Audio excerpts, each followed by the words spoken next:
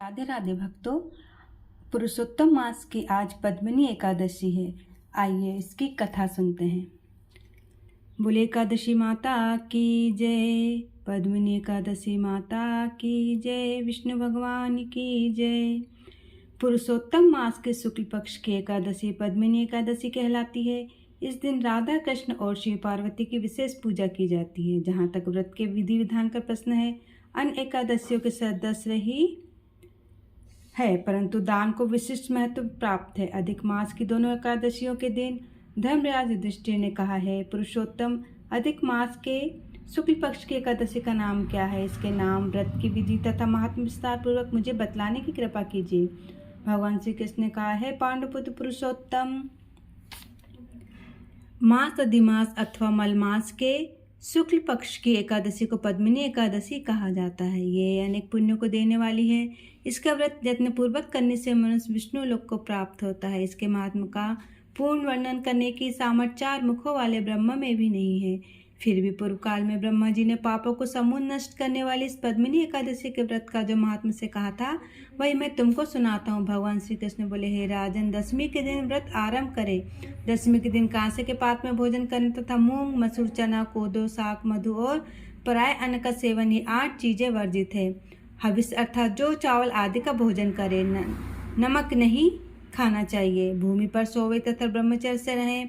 एकादशी के दिन प्रातः काल उठकर शौच आदि से निवृत्त हो दंत धावन करे और 12 कुल्ले जल के करके शुद्ध हो जाए। सूर्योदय होने से पहले गोबर, मिट्टी, तिल, कुसा तथा आंवले के चूर्ण से विधि पूर्वक स्नान करते हुए कहे, हे मृतिके, तुमको 100 भुजा वाले श्री कृष्ण रूपी बहारा भगवान ने धारण किया है। ब्रह्मा जी ने तुमको दिया है और कश्यप मुनि ने आमंत्रित की गई हो।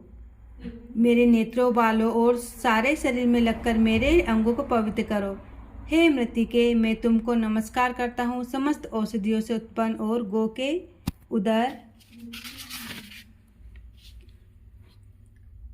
के उदर में स्थित पृथ्वी को पवित्र करने वाला गोबर मुझे शुद्ध करे। ब्रह्मा जी के थूक से उत्पन्न लोक को पवित्र करने वाले आंवले, तुमको नमस्कार है।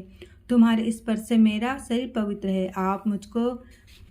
तुम्हारे स्पर्श से मेरा शरीर पवित्र है। शंख, चक्र, गदा धारण करने वाले विष्णु भगवान, आप मुझको अपने तीर्थ में स्नान की आज्ञा दीजिए। इस प्रकार वरुण के मंत्रों को पढ़ता हुआ यज्ञादि तीर्थों का स्मरण कर जलाशय में विधि पूर्वक स्नान करे और मुख, पीठ, हृदय तथा शरीर का खूब अच्छी तरह मार्जन करे। वे सुंदर श्वेत वस्त्र धारण करके संध्या, तर्पण आदि नियम करने के बाद विष्णु भगवान के मंदिर में जाकर उनकी पूजा आराधना करें।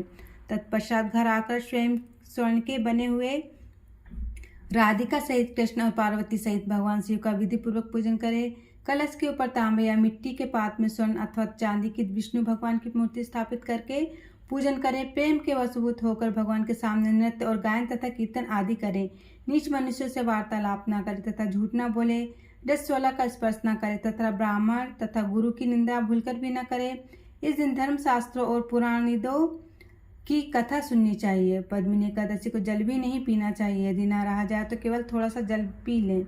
यदि शक्ति ना हो तो फलाहार कर ले। समस्त रात्रि भगवान का कीर्तन, पूजन तथा जागरण करना चाहिए।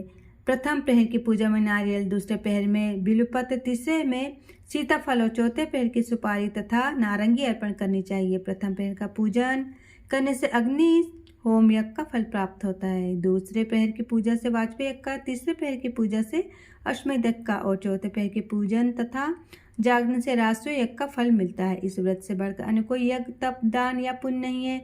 जिसने से एकादशी का व्रत किया, उसने पृथ्वी के सारे तीर्थ और क्षेत्रों के दर्शन व स्नान कर लिए। इस प्रकार सूर्योदय तक जागे और सूर्य के उदय होने पर उत्तम नदी, सरोवर तथा तीर्थ स्थल में जाकर स्नान करे तथा विधि पूर्वक भगवान का पूजन करे और श्रेष्ठ ब्राह्मणों को भोजन करावे।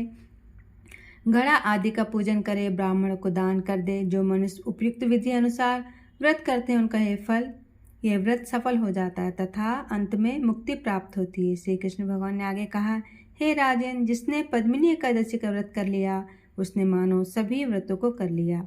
अब तुम पद्मिनी एकादशी की कथा ध्यानपूर्वक सुनो। एक समय कार्तिवीर्य ने रावण को बंदी गृह में बंद कर रखा था।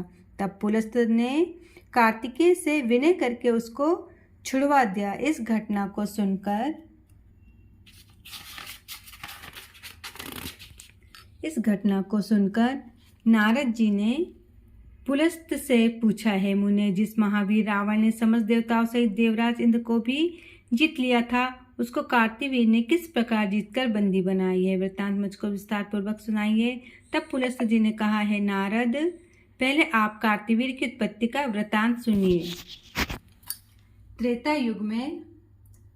युग में राजा है के वंश का कृतवीर नाम का राजा महिष्मतीपुरी में राज करता था। उस राजा की 1000 परम प्रिय स्त्रियां थी, परंतु उनमें से किसी के भी कोई पुत्र नहीं था। पुत्र प्राप्ति के लिए राजा ने अनेक प्रयत्न किए, परंतु भाग्यवश राजा के पुत्र नहीं हुआ और सब यत्न निष्फल रहे। पुत्र के बिना राजा को सारा राज्य दुख में प्रतीत होता था। कुछ काल बाद राजा को यही ज्ञात हुआ कि तप से सभी अभिष्ट फल की सिद्धि हो सकती है। सोचकर राजा कीर्तिवीर तप करने हेतु वन में जाने की तैयारी करने लगा। राजा को वन में तप के लिए जाते हुए देखकर इक्ष्वाकु वंश में उत्पन्न राजा हरिश्चंद्र की पद्मिनी नाम वाली कन्या, जो कि राजा की परम प्रिय रानी थी, उस साथ जाने को तैयार हो गई और दोनों ही अपने सुंदर वस्त्र आभूषणों को त्याग कर वल्कल वस्त्र धारण कर गंधमादन पर्वत पर तप करने चले गए।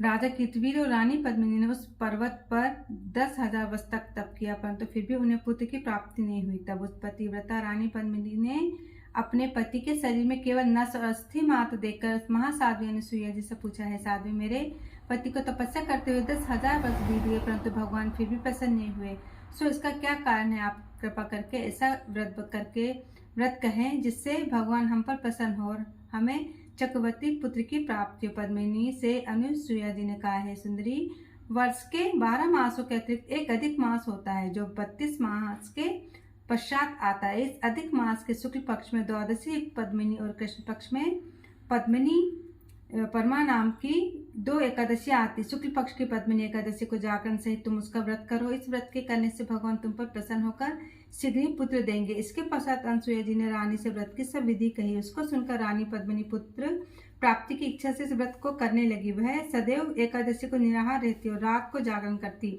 व्रत के समाप्त होने पर भगवान विष्णु प्रसन्न होकर गरुड़ पर आरूढ़ होकर उसके पास आए और वर मांगने के लिए कहा। रानी ने इस पर उनकी स्तुति करते हुए विनय की, हे महाराज, आप मेरे पति को वरदान दीजिए। भगवान बोले, हे सुंदरी, मलमास के समान मुझको और दूसरा कोई प्रिय नहीं है। इसमें एकादशी का जो व्रत तथा जागरण अनुसुईया जी के कथानुसार तुमने किया, उससे मैं अत्यंत प्रसन्न हूँ। ऐसा कहकर संसार के दुखों का नाश करने वाले श्री विष्णु भगवान ने राजा से कहा, है राजन, जिससे आपका मनोरथ सिद्ध हो वह वर मैं दूंगा। तुम्हारी पत्नी ने मुझको प्रसन्न किया है। तब राजा कीर्तिवीर ने सर्वश्रेष्ठ और यशस्वी पुत्र का वर मांगा और कहा, हे जगदीश्वर प्रभु, मेरा पुत्र ऐसा परमवीर हो कि आपके अतिरिक्त देवता, मनुष्य, नाग, दैत्य, राक्षस आदि किसी से न मरे। राजा की बात सुनकर वरदान देकर भगवान विष्णु अंतर्धान हो गए। इस वर के प्रभाव से पद्मिनी के कार्तिवीर नामक तेजस्वी पुत्र उत्पन्न हुआ। तीनों लोकों में भगवान विष्णु के अतिरिक्त उनको जीतने में कोई समर्थ नहीं था। तब यदि 10 कंदर रावण का कार्तिवीर से पराजित हो गया तो इसमें कौन सी आश्चर्य की बात है, क्योंकि महाबली कार्तिवीर देवताओं के भी देवता भगवान विष्णु के वर से उत्पन्न हुए थे। अतः रावण पर उनकी विजय कोई आश्चर्य का विषय नहीं था। नारद जी को इतना बताकर पुलस्त मुनि अपने आश्रम को चले गए। श्री कृष्ण जी ने आगे कहा, है राजन, यह मैंने मलमास के शुक्ल पक्ष की पद्मिनी एकादशी के व्रत का महात्मा कहा है। जो कोई इस व्रत की कथा को पढ़ते या सुनते हैं, वे भी इस संसार में यशस्वी होकर अंत में अंत काल तक विष्णु लोक में वास करते हैं। बोले एकादशी माता की जय।